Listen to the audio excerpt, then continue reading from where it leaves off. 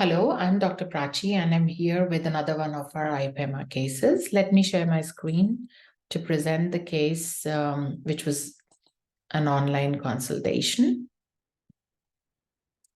Just bear with me.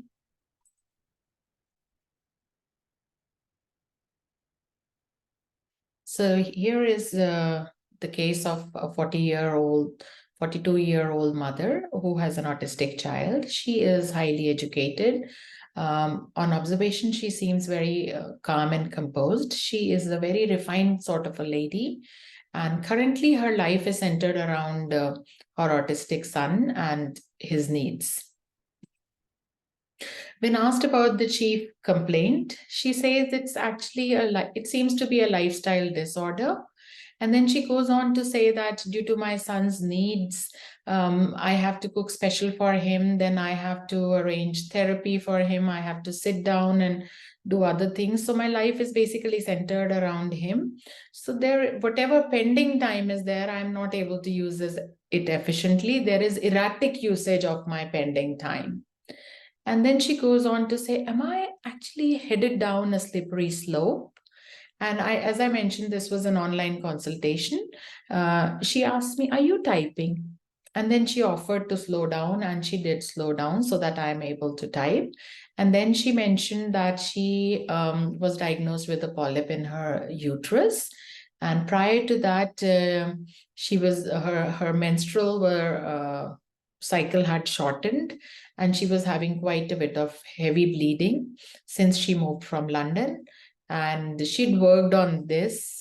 She'd taken some Ayurvedic medicines for 6 months, and they had given her a change in the diet, which made her calmer and also helped with her menstrual cycle. However, there were still big clots every now and then with her menses. When asked about the effect of the disease on her, she offered and said that I have been through a lot in my life lately.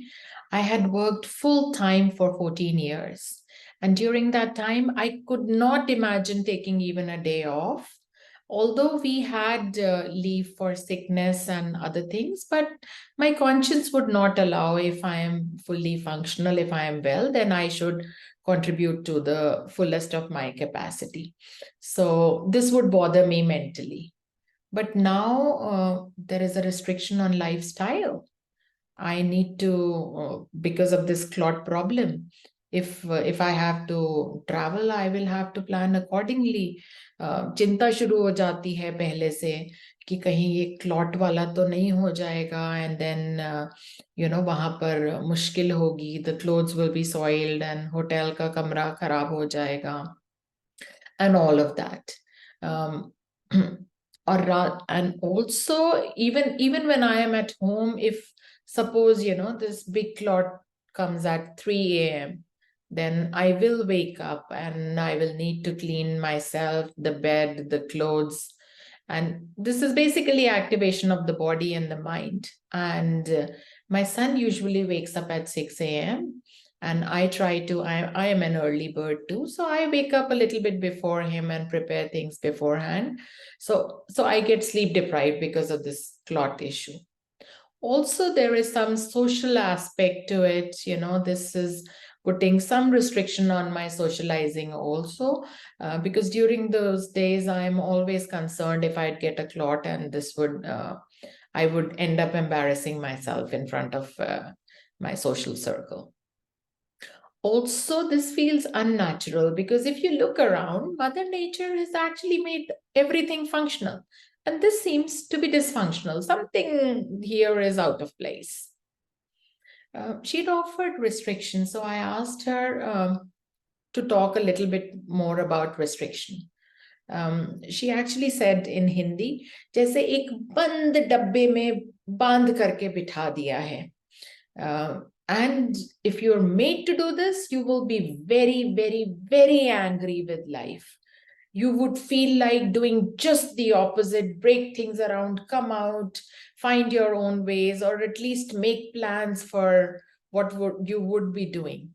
And then she offered on her own that You know what? When my son's diagnosis came, it came as a major hit that this is going to be a major restriction in life. That means there would be no travel. Or even if there is travel, there is not going to be any fun in travel. There is going to be restriction in travel. I do understand that in the hierarchy of needs, travel is not one of the top, but it is entertainment. It brings joy to me. And we do realize, I and my husband both, that the nature of travel with my son and his condition has definitely changed. But I am a fighter. I will fight. I will find a way. Fight to mujhe marni hai. Then I asked her, how does this bother you? And she goes, I have fought many battles. This is one of them.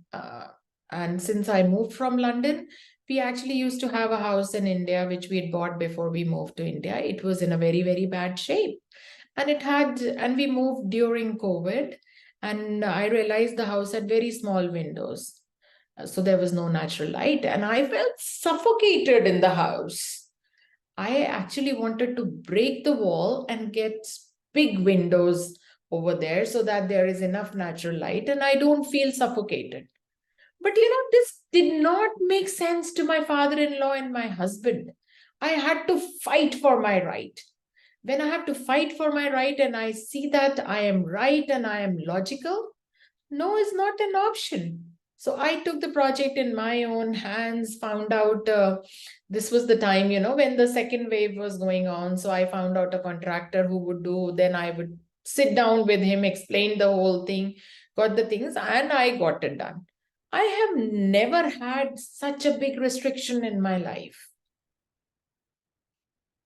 Then I asked, what else? You mentioned, that you've had this issue since you moved from London. Said, my father-in-law has not been taking care of the house like a family. The house was in a real bad shape, He was not taking care of the house like his own house. There were mosquitoes and it was dirty and things were rotting. And then we had a discussion about it. Can you believe my father in law stopped talking to us for a petty matter of money? I was really, really hurt by this. And he stopped communicating, he stopped talking to us. It felt, like hostel life or hotel life where you're living under the same roof, but there is no connection between the people under the same roof. There is no communication. This is so, so different from the way that I have been raised. My parents were actually like friends to us. I would not say that they would pamper us, ki paon daba rahe hain or something, but we would stick together as a family. If we needed them, we knew they were there.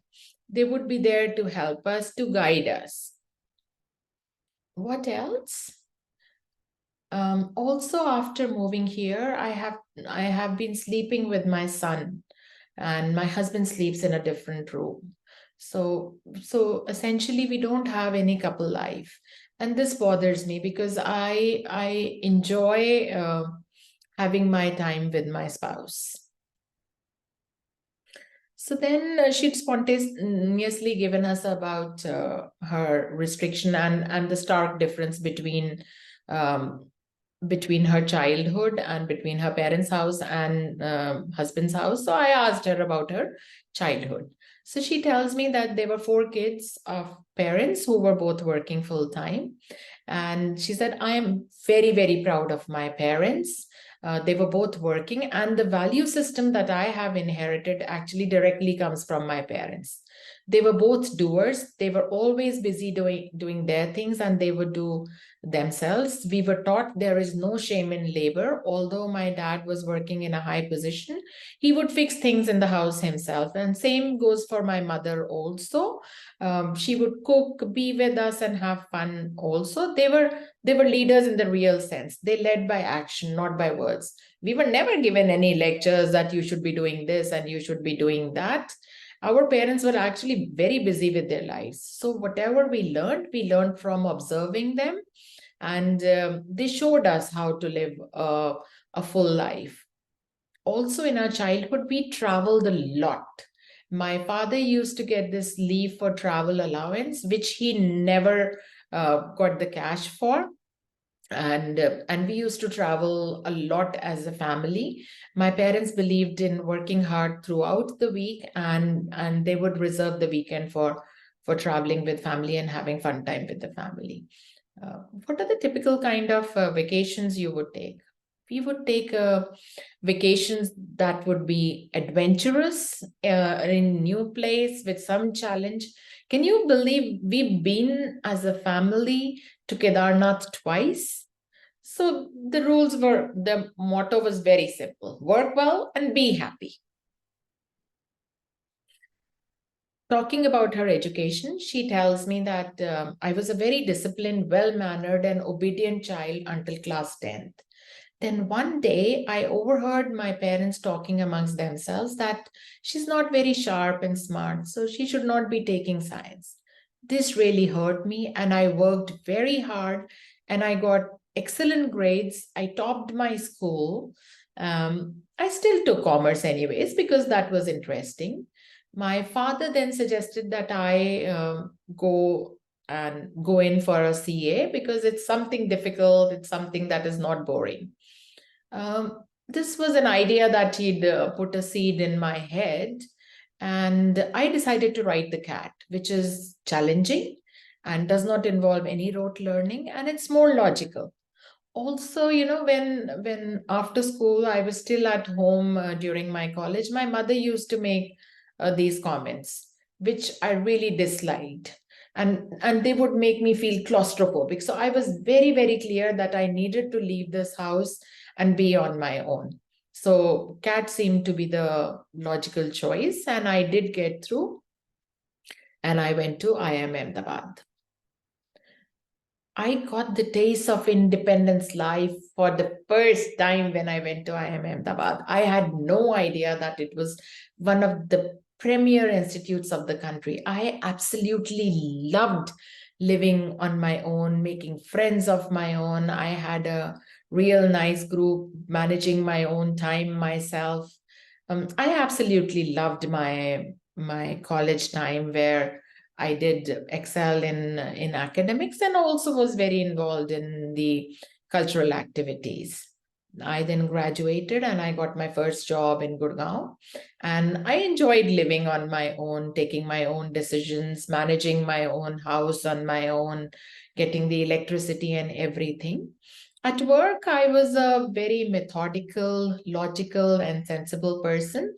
And I was responsible for managing several projects at the same time. And I created templates for my juniors and subordinates so that they had a framework to work in, and they could contribute to the organization effectively. I had some few friends that I would socialize with in the weekend, and my now husband was also in Gurgaon at the same time. We'd met in college, and spending time with him was enough for me as entertainment. So I basically enjoyed being with peers, but I also loved living on my own. I was pretty social, but I had few friends with whom I had a strong connection. I also value my me time. I don't get me wrong that I'm averse to a social circle or something, but I have a limited social battery. I need some time for myself also. So with time, while I was working in Gurgaon, I got a better opportunity in Mumbai, and Mumbai is home as well. So I was doubly happy, and I moved to Mumbai.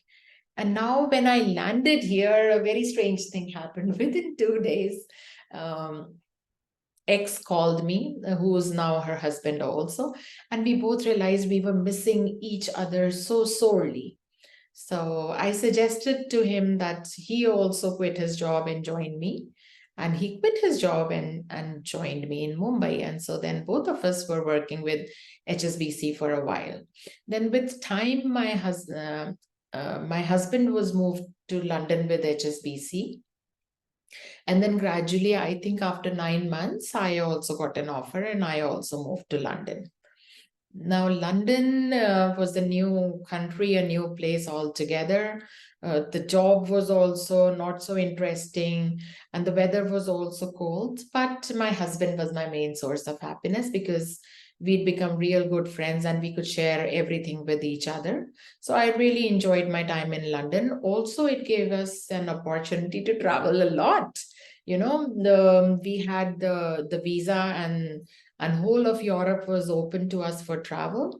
We would, whenever we would have time off, we would just buy the tickets and go out um, on travel spontaneously. And then we would plan what to do. So this gave us a break from uh, the routine life, and we had a good time. With time, I turned 30 and I had an overpowering urge to be a mother. But I was a little bit concerned. Am I ready to take this responsibility? Would I be a good mother? And then we discussed, and an ex really wanted me to have a child. And I was willing to do it because he's someone I love. And then we did some fact checking. My husband's boss, he had a child when he was 33 and he actually looked happy. So we decided to go for a child. That came with its own challenges because my fallopian tubes were blocked and there were certain issues, and we tried whatnot. We'd come to a point where we thought, let's give up. But then we did get lucky and I got pregnant. How was your pregnancy for you? It was tough because there were certain restrictions now and then. I would say it was like a roller coaster. There were good days and there were bad days, and we started to fight. We used to have these bitter fights as a couple during my pregnancy because I would not be at my maximum energy. But overall, I could say I had like a textbook sort of pregnancy where all went well, and I was working till the end, and I could continue with all my athletic activities, and my travel also continued. But at the end, it was difficult because they induced me, and still nothing was happening. And when I was told I'm going to have a C-section, it came as a shock to me because that's the first time in my life I felt physically weak. It shook me emotionally, and I cried for 3 hours before I could come to terms and sign the letter for that, sign the agreement for the C-section. It was even worse because the child was born with a hole in the heart. One of his kidneys were dysfunctional and he was not latching. My mother and my sister were there to support me, but it didn't help. It was a very rough ride because we were seeing doctors, we were seeing breastfeeding consultants and everything. I was not in a happy state. I really wanted to go home to India, to my mother. But I had to wait because my son had to get surgery for his kidney at 6 months. So I got that done, and I decided to travel to India. Can you believe I perceived my own child more as a work, as a task, rather than a source of love? Then I came back and I was back at work with 10 months. I am really thankful for my husband who managed things with a nanny and a daycare for 2 years. Otherwise, I don't know where I would have been if he'd not supported me the way he supported me. The first travel brought happiness back into my life. Travel for me means go to some place which is not home. You get a different experience, and then you come back home relaxed and you get back into your routine and enjoy working whatever you are. Um, I quit working when my son's diagnosis came because I was very certain that I am going to help my child come out of this. So I spent nights studying on how I can do it, right away, I created a program for him. I put the speech therapy in place. I met other mothers in the same boat. And I also spoke to my husband, who also quit his job. And I actually used to get up at 4 a.m., cook according to his dietary needs.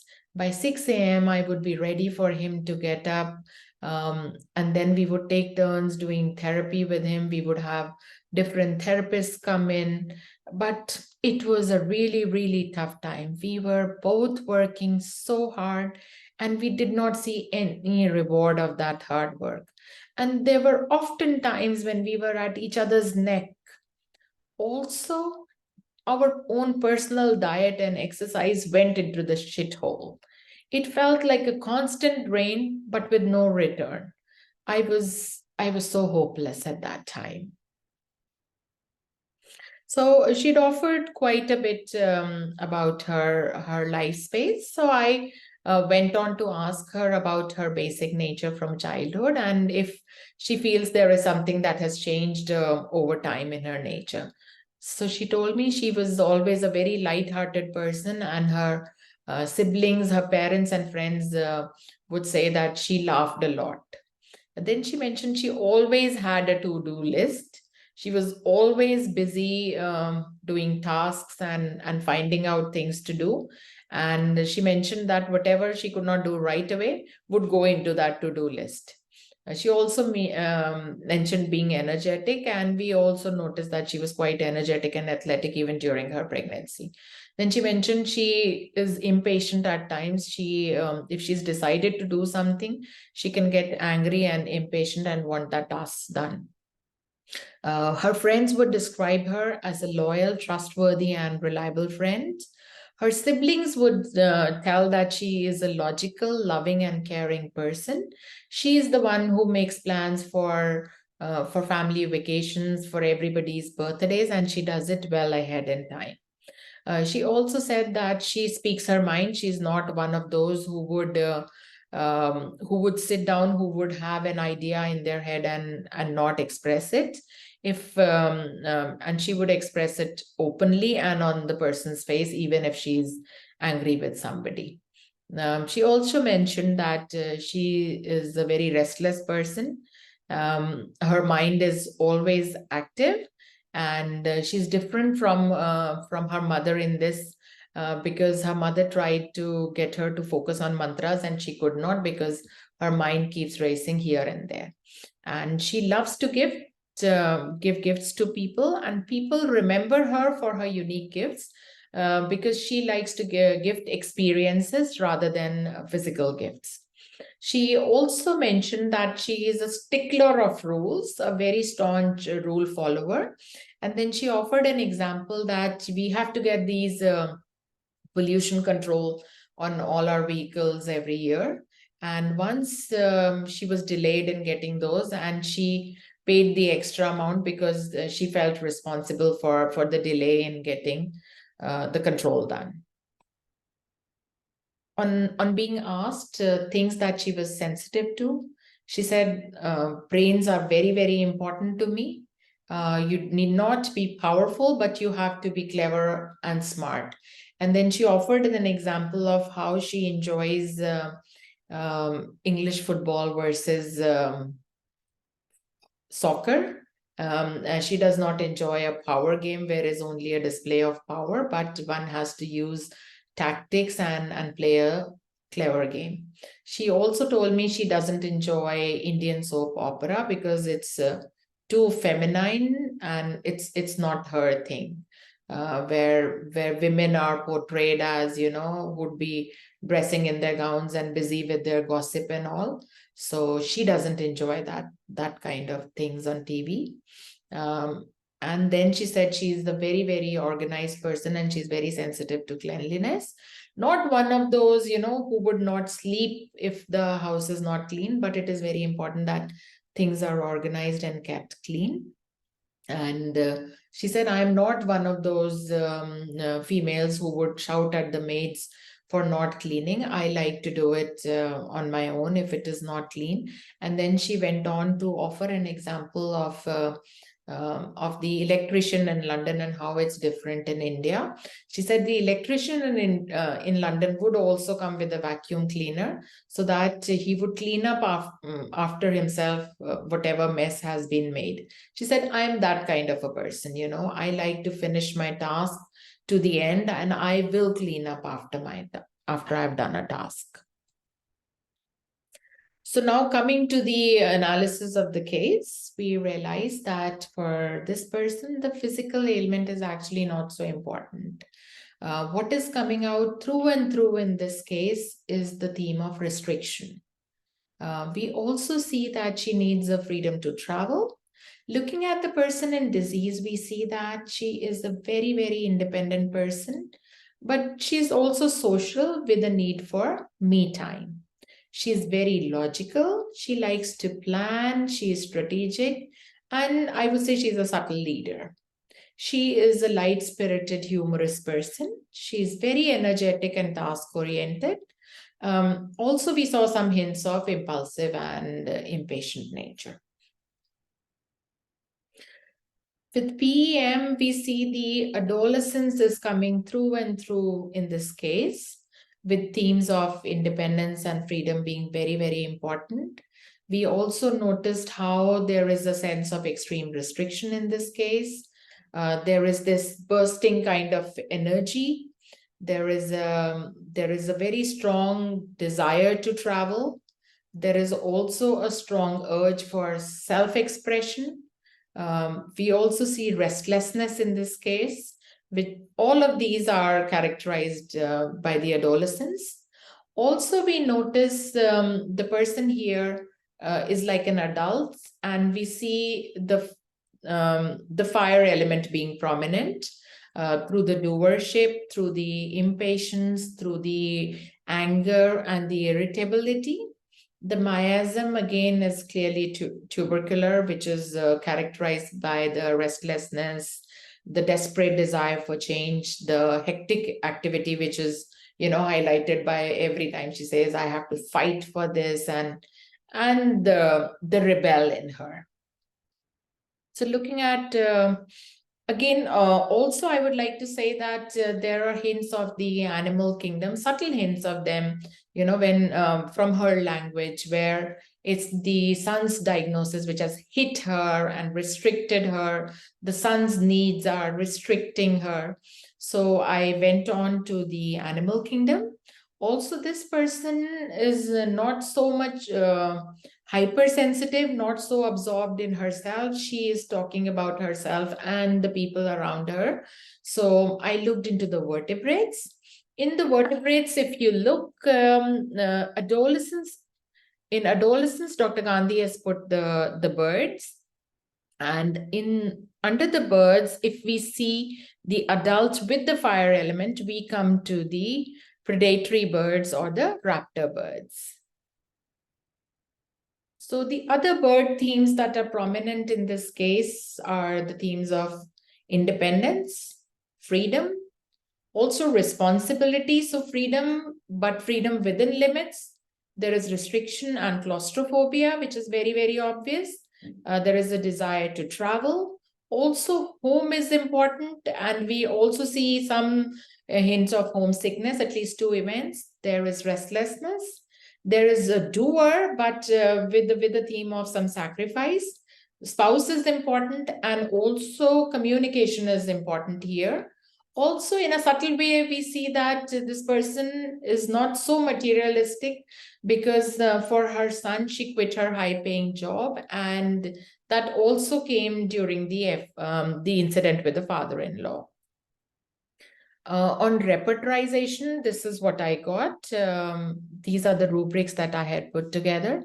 And we see that at top, we come up with the red-tailed hawk, which is the buteo-gemicides. So also the buteo themes that are obvious in this case are a strong sense of responsibility, which is pretty different from the aurum duty or the carcinosin responsibility. Here, there is an innate desire for care and support. There is an emphasis on individual rather than group relations. And we see that there is a constant tug between the personal will and taking care of the dependents. There is aversion to company at times, although she's social, but she needs her me time also. And she's particularly sensitive towards family members. We did see how it hurt her so much that father-in-law was not taking care of the house as his own. There is a great desire for freedom and being carefree despite being responsible, which is really, really evident in this case. There is a sense of being agile, sharp, quick, and athletic power, which we clearly see in this case. And the bigger picture that we see that this was a woman who's highly educated, working in a good place, and she would not take any time off. But once the diagnosis came, she took that decision on her own. So she's able to see the bigger picture and willing to sacrifice for the betterment of family. And restriction and family and children being the source of restriction is very clear. Food is an important theme, which did not come out so clearly in this case, but in a subtle way that she has to prepare food for her child, a special diet, and also that is more evident in the child's case. There is love of nature in the maybe I did not mention that she would love to go hiking, and also the places that they would choose for traveling were mostly be natural places. And there is a sense of sacrifice. We already spoke about that. And in this case, the partner not sharing the responsibility is not evident, because I would say this is a successful case of buteo where she knew that she wanted her partner to play an equal role, and she asked the partner to quit his job and help her, and he actually did that. But we might be able to see that if once we see a failed case of buteo. Interestingly, I seem to be stuck. So the prescription given was buteo 1 mg weekly doses. That was the only potency that was available with me at that point of time. Within a month, there were no longer any clots, and she was feeling much calmer, and the feeling of restriction also reduced, and she was happier. I mentioned I know her socially, so I continue to see her, and she seems to be in a happy space and enjoying more and more travel with her son. And interestingly enough, recently she told me she has started homeopathic treatment for her son also. Well, I hope I got across with the PEM method, and I look forward to learning more and growing more with the IPEMA courses. Thank you so much.